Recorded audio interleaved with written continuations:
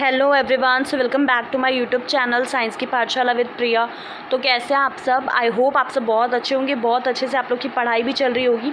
तो जैसा कि हम क्लास 12th का फर्स्ट चैप्टर कर रहे हैं और हमें आज शुरू करना था हमें आज यहाँ से शुरू करना था, हाँ, जिसमें हमने पॉलन के बारे में सब कुछ पढ़ लिया है। तो इसके लिए आप मेरी प्लेलिस्ट चेक कीजिएगा, उसमें आपको ये मिल जाएगा। इसके ऑलरेडी 2-3 पार्ट हमने कर लिए हैं। आज हमें बेसिकली 7 सेल्ड 8 न्यूक्लिएट ये वाला कॉन्सेप्ट देखना था। हाँ, तो आई होप आप सब रेडी होंगे। आज हमें यहाँ फीमेल गैमेटोफाइट से पढ़ना था, तो हम पढ़ते हैं। और ये ऊपर वाला मैंने आपको ऐसे ही समझा दिया था रफली, बट आज हम इसको पढ़ के एक एक चीज़ को समझने की कोशिश करते हैं। तो आइए शुरू करते हैं कि देखो, ज़्यादातर फ्लावरिंग प्लांट्स में होता क्या है कि जो एक मेगास्पोर होता है वही सिर्फ फंक्शनल बचता है, बाकी जो 3 होते हैं वो डीजेनरेट हो जाते हैं। तो एक बार इसी चीज़ को हम लोग अगर यहाँ पे देखें तो जैसे कि हमने क्या देखा था कि ये माइक्रोपाइलर एंड है, ये आपका न्यूक्लियस है, ठीक है। और ये जो है यहाँ पे ये आपका मेगास्पोर मदर सेल है सेंटर में। फिर ये आपने देखा कि ये एक थी, उसके बाद ये किस में डिवाइड हुई? 2 बनाया इन्होंने, डायड बनाया। और फिर उसके बाद आपने देखा कि ये 4 में डिवाइड होकर इन्होंने टेट्राड बना दिया। लेकिन फिर उसके बाद क्या होता है, 3 इसमें से जो होते हैं वो डीजेनरेट हो जाते हैं और एक ही फंक्शनल बचता है। फिर वो फर्दर अपना डिवीजन वगैरह उसमें होता है, ठीक है। ओनली द फंक्शनल मेगास्पोर आपका किस में डेवलप होगा? एम्ब्रियो सैक या फिर फीमेल गैमेटोफाइट में। अब जो मेथड होता है जिससे कि एम्ब्रियो सैक बनता है सिंगल सेल से, सिंगल मेगास्पोर से, उसे हम बोलते हैं मोनोस्पोरिक डेवलपमेंट। अब इसमें बोला है what will be the ploidy of the cell of the nucleus MMC the functional megaspore female gametophyte. अगर ये आपको पता है तो आप मुझे कमेंट में इसका जवाब देंगे। ये इजी है, ठीक है, आप इसका जवाब मुझे कमेंट में देंगे। और अगर नहीं पता होगा तो नेक्स्ट में हम डिस्कस कर लेंगे, ठीक है। अब आ जाते हैं इस पे। इसमें हम बेसिकली डिस्कस क्या करने वाले हैं कि कैसे एम्ब्रियो सैक बन रहा है, उसको थोड़ा डिटेल में देखेंगे। अब देखो, जो न्यूक्लियस होता है ना फंक्शनल मेगास्पोर का, वो माइटोटिकली डिवाइड करता है, मतलब उसमें माइटोसिस होती है और वो 2 न्यूक्ली बना लेता है जो अपोजिट पोल पे चली जाती हैं, ठीक है। जैसे कि ये है, एक न्यूक्ली यहाँ पर, एक न्यूक्ली यहाँ पर, तो दोनों अपोजिट पोल पे चली गई, ठीक है। तो ये क्या बना? 2 न्यूक्लिएट एम्ब्रियो सैक बना। फिर ऐसे ही करके 2 और ज़्यादा माइटोटिक न्यूक्लियर डिवीजन होगा, जिससे कि 4 न्यूक्लिएट बनेंगे, फिर 8 न्यूक्लिएट स्टेज बनेगा। और ये बहुत इंटरेस्टिंग है नोट करना कि जो माइटोटिक डिवीजन होती है ये फ्री न्यूक्लियर है। इसका मतलब कि जो न्यूक्लियर डिवीजन है are not followed immediately by cell wall formation, मतलब न्यूक्लियर डिवाइड होते तुरंत सेल वॉल नहीं बनती, ठीक है। आफ्टर जब 8 न्यूक्लिएट स्टेज आ जाती है तब सेल वॉल बनना शुरू होती है, तब जाके वो ऑर्गेनाइज होके एक टिपिकल फीमेल गैमेटोफाइट या फिर एम्ब्रियो सैक बनाता है। Observe the distribution. अभी मैं आपको ऊपर फिगर दिखाऊंगी, उसमें देखिएगा। इसमें से क्या होता है, जो 8 न्यूक्ली होते हैं उसमें से 6 तो ऐसे होते हैं जिनके अराउंड सेल वॉल होती है और वो प्रॉपर ऑर्गेनाइज्ड होते हैं सेल में। लेकिन जो 2 बच जाती हैं जिन्हें हम पोलर न्यूक्ली बोलते हैं, वो आपका situated below the egg apparatus in a large central cell. ये मैं आपको भी दिखाऊंगी, ठीक है। उसके बाद देखिए, ये जो करेक्टरिस्टिक डिस्ट्रीब्यूशन है within the embryo sac, 3 cell जो होते हैं वो आपस में माइक्रोपाइलर एंड की तरफ ग्रुप करके एग apparatus बनाते हैं। और उसी के उसमें 2 सिनर्जिड्स होते हैं और 1 एग सेल होता है, ठीक है। और जो सिनर्जिड है उसमें स्पेशल थिकनिंग होती है जिसको हम फिलीफॉर्म अपैरेटस बोलते हैं, जो बेसिकली क्या करती है, पॉलन ट्यूब को सिनर्जिड्स में गाइड करती है। और जो 3 सेल होते हैं चलाजल की तरफ, उन्हें एंटीपोडल्स बोलते हैं।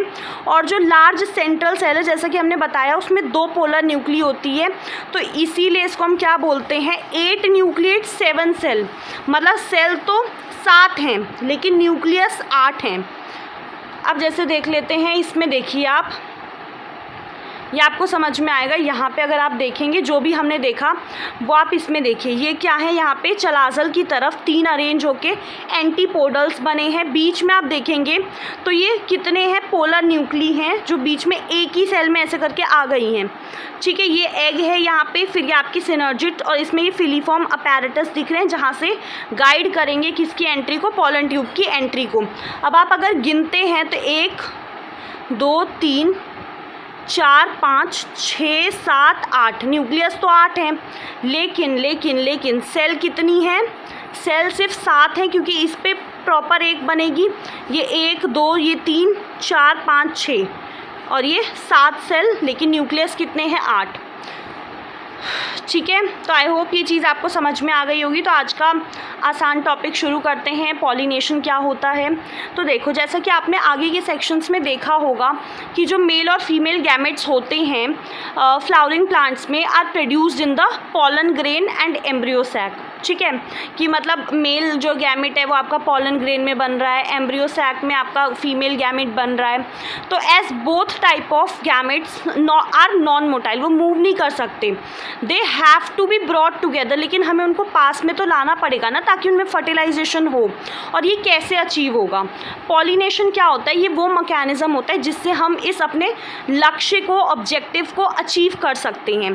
ठीक है, तो ट्रांसफ़र जो होता है पॉलन ग्रेन का, जो एंथर में से गिरा है to the stigma of the pistil, pistil में भी स्टिग्मा वाले पोर्शन पे, तो उसे हम बोलते हैं पॉलिनेशन। ठीक है, अब जो फ्लावरिंग प्लांट्स होते हैं उन्होंने बहुत अच्छा एक अमेजिंग अडेप्टेशन किया है ताकि पॉलिनेशन को वो अचीव कर सकें। वो यूज़ करते हैं एक्सटर्नल, मतलब बाहर के एजेंट्स को, ताकि पॉलिनेशन को अचीव किया जा सके। अगर आपको कुछ पता है एक्सटर्नल एजेंट्स तो आप कमेंट सेक्शन में बताइएगा। ठीक है, अब जैसे हम काइंड्स ऑफ पॉलिनेशन देखें तो पॉलिनेशन जो है उसको हम 3 तरीके के 3 टाइप्स में डिवाइडेड हैं, जिसमें सबसे पहले आता है आपका ऑटोगैमी। इसमें क्या होता है कि पॉलिनेशन जो है वो सेम फ्लावर में ही हो जाता है। जैसे कि एक ऐसे करके आप फ्लावर ले लीजिए, इसी में आपका ये फीमेल और इसी में मेल दोनों प्रेजेंट हैं और आपस में ही हो गया है। ठीक है, तो ट्रांसफ़र जो होता है पॉलन ग्रेन का from anther to stigma of the same flower, normal flower में which opens and exposes the anther and stigma, complete autogamy हो। ये बहुत रेयर होता है कि अगर कोई फ्लावर खुला हुआ है प्रॉपर, उसमें तो कहीं से भी आके एंथर कहीं से भी आके पॉलन ग्रेन गिर सकता है। तो ऑटोगैमी ऐसे फ्लावर में क्या ज़रूरत होता है, क्या ज़रूरी होता है कि synchrony in pollen release and stigma receptivity, की मतलब दोनों साथ साथ होने चाहिए कि जब पॉलन रिलीज़ हो तब स्टिग्मा उसको एक्सेप्ट करने के लिए रेडी हो, और जब स्टिग्मा एक्सेप्ट करने के लिए रेडी हो तभी पॉलन ग्रेन गिरे, तभी ये पॉसिबल हो सकता है कि ऐसे फ्लावर में ऑटोगैमी हो पाए। And also the anther and stigma आपस में एक दूसरे के बहुत पास होने चाहिए ताकि सेल्फ पॉलिनेशन हो पाए। अब जैसे कुछ प्लांट्स होते हैं, जैसे कि आपका वॉइला है, ऑक्सैलिस है, कॉमेलिना है, ये 2 तरीके के फ्लावर प्रोड्यूस करते हैं। एक तो होता है चेस्मोगैमस। चेस्मोगैमस का मतलब होता है कि वो फ्लावर जो कि आपका सिमिलर हो to the flower of other species, जिसके एंथर एक्सपोज रहते हैं, एंथर और स्टिग्मा इनके खुले हुए मतलब फ्लावर हैं ये नॉर्मल वाले। क्लिस्टोगैमस क्या होता है? आप CL से याद रखिएगा, जैसे क्लोज होता है ना CLOSE, वैसे ही ये क्लिस्टोगैमस है, मतलब ये फ्लावर खुलते ही नहीं हैं। ऐसे फ्लावर में क्या होता है, एंथर और स्टिग्मा जो है वो एक दूसरे के बहुत पास होते हैं।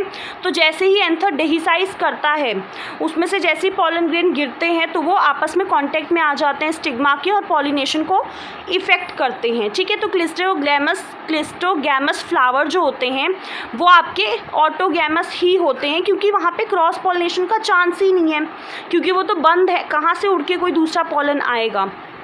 तो क्लिस्टोगैमस फ्लावर जो होते हैं वो आपका अगर पॉलिनेटर नहीं भी है, अब्सेंट भी है, तो भी वो सीड सेट प्रोड्यूस करेंगे। ठीक है, तो अब आप एक चीज़ बताइए कि क्या क्लिस्टोगैमस जो है वो एडवांटेजियस है या डिसएडवांटेजियस है प्लांट के लिए, और क्यों है? ये थोड़ा सा सोचिए, बहुत ईजी रीज़न है इसके पीछे।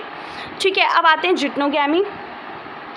जिटनोगैमी क्या होता है? अगर आप बोलेंगे तो हम क्या करेंगे, जितने बीच में क्वेश्चंस आते हैं उनकी एक अलग वीडियो बनाएंगे और सारे क्वेश्चंस को हम उसमें डिस्कस करेंगे। ठीक है, पहले आप खुद आंसर सोचिए फिर करेंगे ऐसा। ठीक है, तो जिटनोगैमी क्या होती है कि पॉलन ग्रेन का ट्रांसफ़र तो हो रहा है एंथर टू स्टिग्मा, लेकिन ऑफ द सेम प्लांट, मतलब प्लांट तो सेम है लेकिन फ्लावर अलग हो सकता है। जैसे मानो इन फ्लावर के बीच में हो रहा है, ठीक है, प्लांट यही है सेम, लेकिन फ्लावर अलग है, अनदर फ्लावर है।